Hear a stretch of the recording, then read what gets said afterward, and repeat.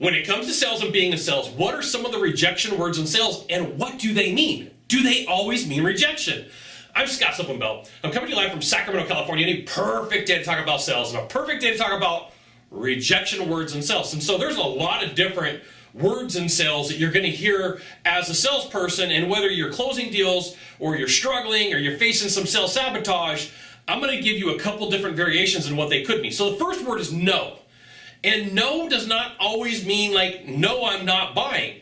No has a lot of different variations in the world of sales. And if you ever read Start With No by Jim Camp, which you should, it's a free book on his website. It's a free download for audio. I've listened to it pretty close to 40 times, okay? Start With No, fantastic book. Jim Camp says you really don't have a process until somebody says no. You don't really have a starting point. And I tend to believe. I believe that because I've ridden with so many salespeople and watched so many deals that no could just mean, I'm going to give you a whole bunch of different variations. No could just mean, hey, no for right now, or no the first time because I don't want to look like I'm being taken advantage of. Okay, that's one. No, because I don't like the product or I don't like the service. And a lot of times salespeople screw this up. They start at the bottom when they should be starting higher up. I'm a bells and whistles guy. I love bells and whistles. And when somebody starts me down here at the bottom, I'm like, no. And my version of no is like, show me the goods. I want the one that's up here. Okay? And it could be no. It could be about the price. It could be about the terms. So I learned a good question from an attorney one point, and it was at one time, it was, if you can't do that, what could you do? Right? And no could mean I don't like the terms, I don't like the price, but it doesn't mean it's instant discount. It could be you mean to move that person up to a better product or lower them down to something with less bells and whistles and best features. Okay? So no has so many different meanings in the world of sales, and salespeople are just like, no, oh, okay, how about a discount? How about a price match? And it doesn't always mean that. No means like, hey, look, you need to take a pause. Anytime that somebody gives me an objection in the world of sales, I'm like, okay, perfectly fine and normal. I'm not telling the buyer perfectly fine and normal. I'm telling myself perfectly fine and normal. I need to be calm. I need to be a leader in the situation, and I want to give you the sales advice. So do you, okay? So no has a whole bunch of different meanings in the world of sales. No could be, no, I don't like the product, it's not good enough. No, I don't like the product, it's too much. No, I don't like the price. No, and it could be, no, I don't like you. And so like sometimes I'll go through the whole list with a buyer. Hey, are you happy with the product and service? Yep. Are you happy with the warranties and guarantees? Yep. Are you happy with me? And like if they go quiet, I did something wrong. Now I got to go into a mode and figure out what caused that. Okay, so there's like 50 shades of no. Really, there really is. In the world of sales, there are 50 shades of no. Okay, so no, we got that one out of the way. Maybe. People will maybe you to death. And people will give you maybe like in a false sense of security so that you get your hopes up, so that you think like, oh, maybe this person's going to buy. Maybe if I call them back and do a whole bunch of follow-up, maybe that person's going to buy. Well, maybe is a horrible place to be. I love the word yes.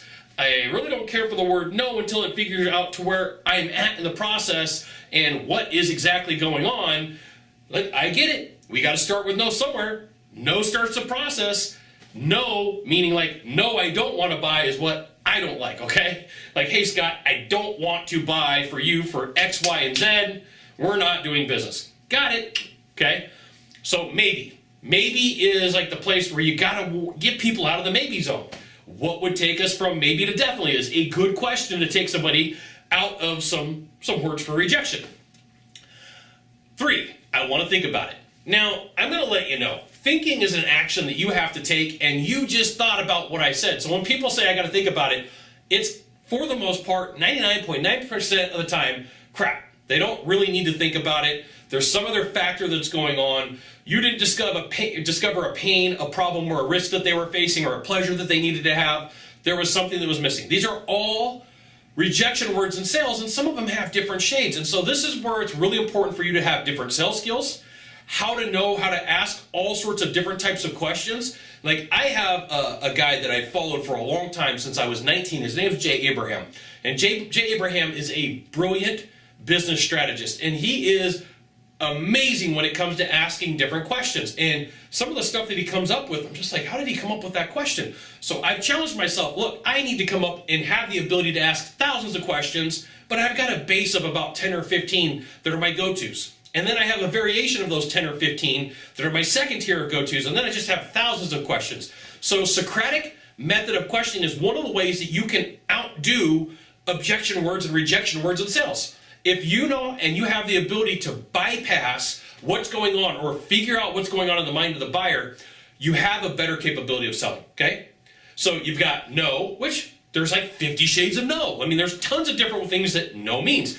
There's maybe, which most of the time means no. You're going to have to ask a ton of questions to figure out what that really means. And then there's, I want to think about it. And I want to think about it as one of those objections that every salesperson faces. It's like if there was a signature move of a buyer, like just like if you look at all the disciplines of martial arts, there's like a go-to move.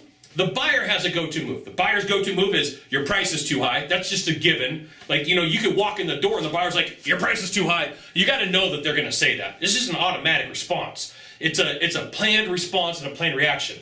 There's no, and then there's I want to think about it, or I'm talking to other people, right? Just all normal things. And if you freak out as a salesperson, the buyer goes, sales guy freaked out, what's going on here? I have this belief that if you get an objection, that just means you need to slow things down. You need to chill out.